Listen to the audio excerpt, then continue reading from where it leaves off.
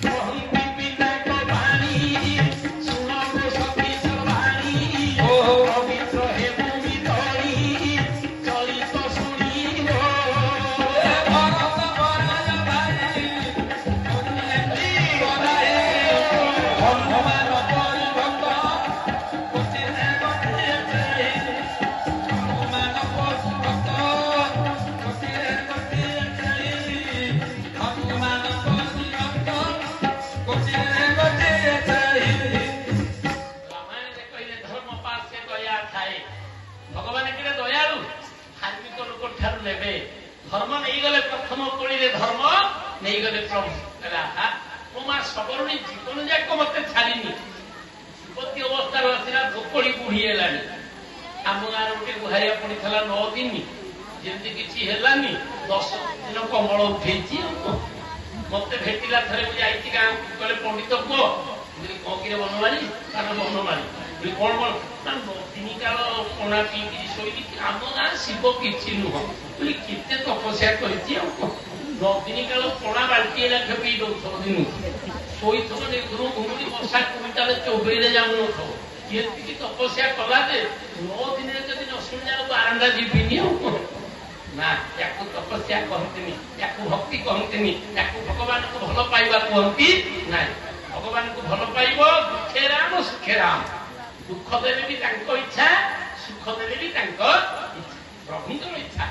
ଯଦି ଆମେ ଦୁଃଖ ଦେବାର ଅଛି ପ୍ରଭୁ ତ ଅନ୍ୟ କିଛି କଥା ନେବି ସହିବି, ସୁଖ ଦେଲେ ଆନନ୍ଦ ପାଇବ, ସବୁ ତାଙ୍କୁ ଦବ। ଆଜି ସବରୀ ମାଠୁ ଧର୍ମ ନେଇଗଲେ। ଦ୍ୱିତୀୟ କୋଳି କହିଲେ ମା ଆଉ ଗୋଟିଏ ଦିଏ। ଯେମିତି ଦ୍ୱିତୀୟ କୋଳି ଧରିଲେ ଦ୍ୱିତୀୟ କୋଳି ହଉଛି ଅର୍ଥ। ଅର୍ଥ ମାନେ ଟଙ୍କା ପଇସା ନୁହଁ, ଅର୍ଥ ହଉଛି ପରମାର୍ଥ। ପରମାର୍ଥ ସମ୍ପତ୍ତିଟା ହଉଛି ପ୍ରକୃତ ସମ୍ପତ୍ତି। ତେଣୁ ପରମାର୍ଥ ସମ୍ପତ୍ତିକି ଭଗବାନ ନେଇଗଲେ।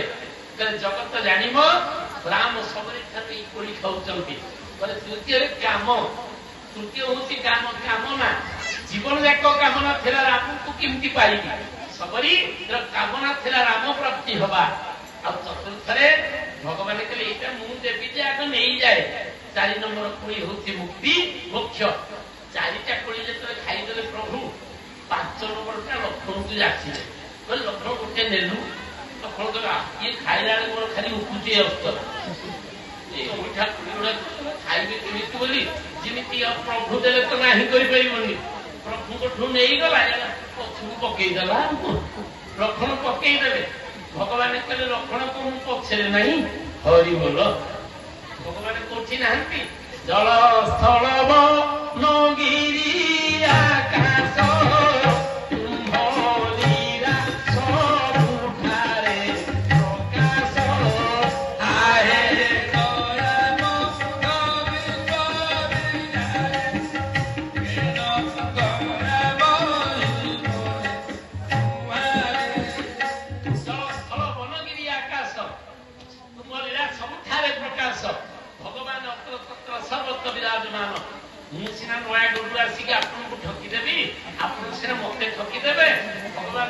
ରୋକିପାରିବା କାହିଁକି?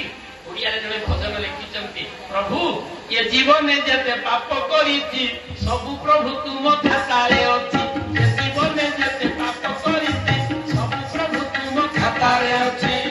କେମିତି କହି ମୁଁ ମାଗିବି ମୁଁ କବି, କେମିତି କହି ମୁଁ ମାଗିବି ମୁଁ କବି। ସୁନ୍ଦର ମାରଇ ହୋଲି ଯାହା ଦଣ୍ଡ ଦେବ କାଳିଆ ସାଥେ ସହିବାକୁ ସଜ ହେଲି ହେ ମହାପ୍ରଭୁ, ସହିବାକୁ ସଜ ହେଲି ହେ ମହାପ୍ରଭୁ, ମହାପ୍ରଭୁ ସହିବାକୁ ସଜ ହେଲି ହେ। ଜୀବନେ ଯେତେ ପାପ କରିଛି ସବୁ ପ୍ରଭୁ ତୁମ ଖାତାରେ ଅଛି। ଏ ଜୀବନେ ଯେତେ ପାପ କରିଛି ସବୁ ପ୍ରଭୁ ତୁମ ଖାତାରେ ଅଛି। ଭଗବାନ ସବୁ ଦେଖୁଛନ୍ତି ନା ନାଇଁ? ଆମେ ତାଙ୍କୁ ଭୁଲେଇ ପାରିବାନି। ମାଡ଼ ଯଦି ମରାଇବ ନାହିଁ ମୋହର ଆପତ୍ତି, ମାଡ଼ ଯଦି ମରାଇବ ନାହିଁ ମୋହର ଆପତ୍ତି। ବେତ ମାଡ଼ ଖାଉଥିବି ଦେଉଳ ଦୁଆରେ ନୀତି, ବେତ ମାଡ଼ ଖାଉଥିବି ଦେଉଳ ଦୁଆରେ ନୀତି। ଭିକାରୀ କରିବ ଦେବେ ଶ୍ରୀକ୍ଷେତ୍ର ହେବି ଭିକାରୀ, ଭିକାରୀ କରିବ ଦେବେ ଶ୍ରୀକ୍ଷେତ୍ର ହେବି ଭିକାରୀ। ମାଗୁଥିବି ଧରି ଭିକ୍ଷା ଝୁଲି ଯାହା ଦଣ୍ଡ ଦେବ କାଳିଆ ସାଥେ ସହିବାକୁ ସଜ ହେଲି ହେ ମହାପ୍ରଭୁ, ସହିବାକୁ ସଜ ହେଲି ଯାହା ଦଣ୍ଡ ଦେବ କାଳିଆ ସାଥେ ସହିବାକୁ ସଜ ହେଲି ହେ ମହାପ୍ରଭୁ, ସହିବାକୁ ସଜ ହେଲି। बोली आनंद कम्म भगवान की जय। हरि बोल हुड़ हुड़ हुड़ बोला बोला करो।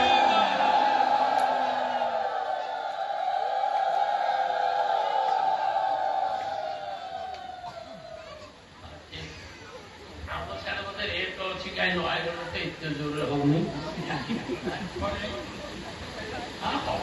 ହରିବୋଲ ହବ ସବୁବେଳେ ତ ମା ମାନେ ମୋର ଆଗରେ ନା ନାଇଁ? ଆମ ଘର କଥା ସୁଭଦ୍ରା ମୁଁ ପାଇବି, ମୁଁ କହିଲି ତମେ ତ ସୁନ କୁଭଦ୍ରା, ତମେ ସୁଭଦ୍ରା ପାଇପାରିବନି କାରଣ ତମ ସ୍ୱାମୀ 1,00,000 ଟଙ୍କା ଦରମା ପାଇ ଇଏ ସୁଭଦ୍ରା ଆଶା କରିଛି, ସମସ୍ତେ ପାଇବେ। ମୁଁ କହିଲି ଆକୁ ଅଣ୍ଟିନି ବୋଧେ।